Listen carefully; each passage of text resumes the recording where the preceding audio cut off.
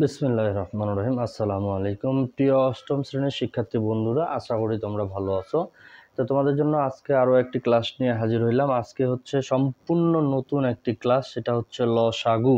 এর আগের যে পর্বগুলো ছিল সেগুলোতে আমি দেখানোর চেষ্টা করছি গসাগু নির্ণয় কিভাবে করতে হয়। তো আজকে লসাগু নিয়ে আলোচনা করব। পর্ব হচ্ছে 39। যেহেতু আমাদের ক্লাসগুলো প্রত্যেকটা পর্ব অনুসারে সাজানো হয়, সেক্ষেত্রে চতুর্থ অধ্যায়ের আজকে 39 পর্ব। অনুশীলনী হচ্ছে 4.4। এখানে 21 এবং 22 এই দুইটা অঙ্ক নিয়ে আলোচনা করব, লসাগু নির্ণয় কিভাবে করতে হয়। তাহলে 21 নাম্বার এখানে আছে a power 5 b square c a b cube c square এবং a power 7 b power 4 c cube. আচ্ছা, এটা যদি আমাদের অঙ্ক হয় তাহলে আমি অঙ্কটা আর নতুন করে তুলতেছি না, ডাইরেক্ট সমাধান করতেছি। সমাধান তাহলে এখানে সর্বপ্রথম যেটা লিখতে হবে যে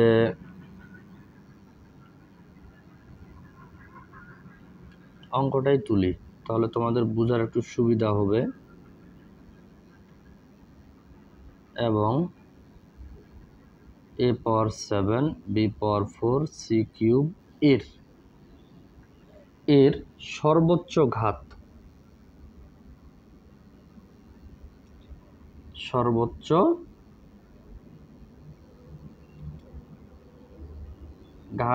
যথাক্রমে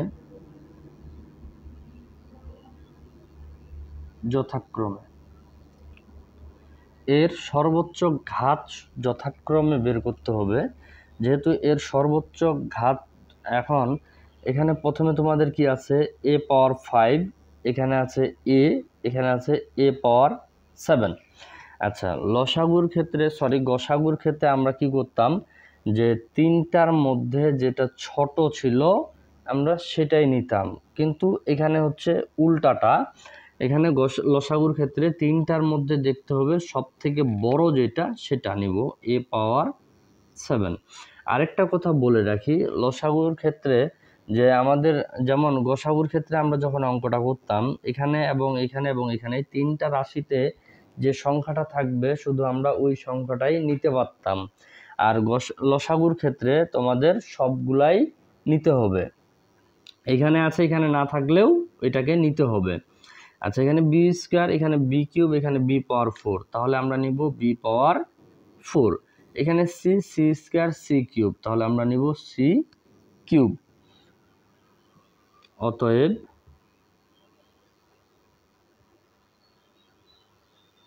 লসাগু a power 7 b power 4 c cube. That's it, এটাই অ্যান্সার। এই হলো লসাগু, খুব সহজ। এটাকে যদি তোমরা মুখে মুখে করতে চাও তাহলে তোমরা যে ডাইরেক্ট লসাগু নির্ণয় করো, এত কিছু দরকার নাই। অতএব নির্ণয় লসাগু a পাওয়ার 5 a পাওয়ার 7, তাহলে আসতেছে আমাদের a power 7, b square b cube b পাওয়ার 4, তাহলে হচ্ছে b পাওয়ার 4, c স্কয়ার c কিউব, তাহলে হচ্ছে c কিউব। অর্থাৎ শেষের যেটা আছে এটাই হলো অ্যান্সার। দেখো, ঠিক আছে? আশা করি বুঝতে পারতেছো। কারণ লসাগুর ক্ষেত্রে আমাদের বড়গুলা নিতে হবে, আর গসাগুর ক্ষেত্রে আমরা নিতাম ছোটগুলা।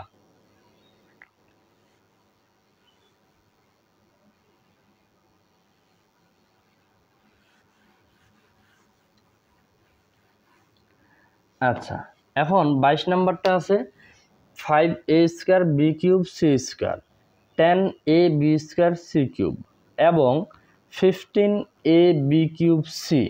কিন্তু এখানে এর আগের যে আমরা সর্বোচ্চ ঘাত বের করছিলাম না, শুধু সংখ্যা ছিল, এখানে আবার 5 10 15 আসছে যেহেতু, সেক্ষেত্রে আমরা সর্বপ্রথমে লিখব সমাধান।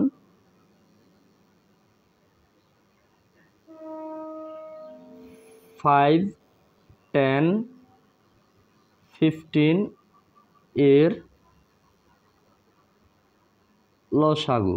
আচ্ছা, এই তিনটার যদি আমরা লসাগু করি, লসাগু বলতে খেয়াল আছে তো তোমাদের না, 5 10 15, এই যে এইভাবে যে লসাগু করে, তাহলে আমাদের প্রথমে 5 যাবে 1 2 3। এখন যদি তিনোটাই আমরা গুণ করি তাহলে আমরা কত পাচ্ছি, 5 দিয়ে 10 আর 3 30, তাহলে আমাদের লসাগু হচ্ছে কত? 30। লসাগু কত হচ্ছে? 30। এখন এই 5, 10, 15 এর লসাগু বের করলাম আমরা কত? 30। হ্যাঁ, এখন যে কাজটা, এই যে সংখ্যাগুলো আছে এর সর্বোচ্চ ঘাতগুলোকে বের করতে হবে আমাদের। এখানে তোমরা লিখতে পারো এবং a square b cube c square a b square c cube a b cube c। এখানে তোমরা এবং দিতে পারো, যেহেতু এবং সামনে দিছি আর এবং দেওয়ার দরকার নাই। এর সর্বোচ্চ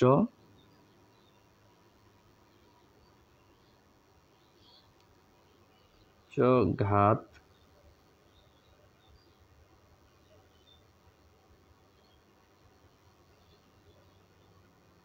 যথাক্রমে।